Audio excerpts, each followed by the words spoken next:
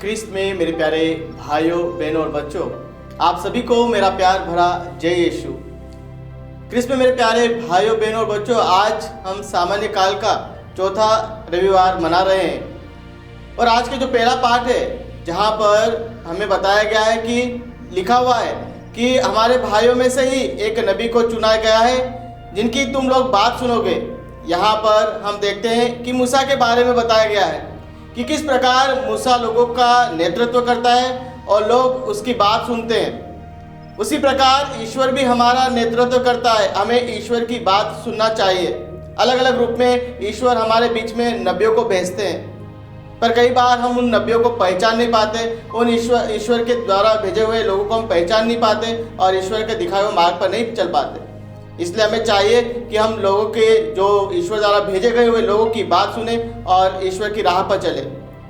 आज का जो दूसरा पाठ है जहाँ पर संत पौलुस कहते हैं कि हमें ज़्यादा चिंता करने की आवश्यकता नहीं है, तभी क्योंकि अगर हम ईश्वर में लीन रहेंगे तो हमें इन दुनियादारी से हमें कोई लेना देना नहीं रहेगा।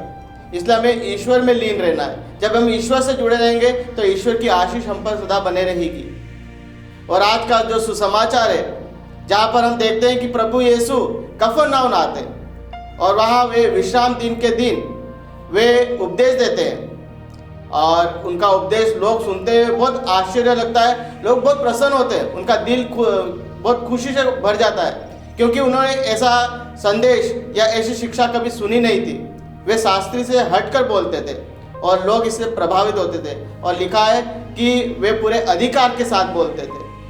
और उसी सभागृह में वहाँ पर एक व्यक्ति था जो अशुद्ध आत्मा के वश में था और वह अशुद्ध आत्मा प्रभु यीशु को देखते हुए चिल्लाते हुए कहते हैं कि आपको हमसे क्या, मैं जानता हूँ कि आप कौन है, आप ईश्वर के भेजे हुए परम पावन पुरुष।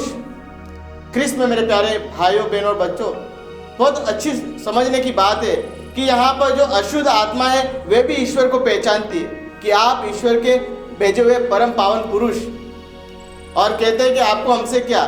लेकिन ईश्वर इस संसार में आए ऐसी शुद्ध आत्माओं को दूर निकालने के लिए, और हम देखते हैं ईश्वर उस मनुष्य को शुद्ध करते हैं, उस अशुद्ध आत्मा को चिल्लाते हैं, फटकारते हैं और वह आत्मा उन्हें छोड़कर उस मनुष्य एक फिर से अपना जो सिंपल जीवन जीता है उस प्रकार वह जीवन जीता है।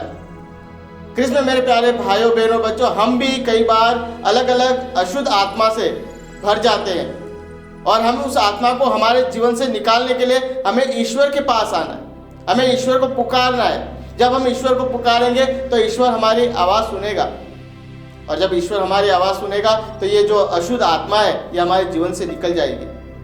तो उसके लिए हमें क्या करना चाहिए? उसके लिए हमें ईश्वर के पास आना चाहिए और उससे आगे हमें पश्चाताप करना चाहिए, क्योंकि हम सभी पापी हैं। कोई भी दुनिया में ऐसा व्यक्ति नहीं जिसने पाप नहीं किया।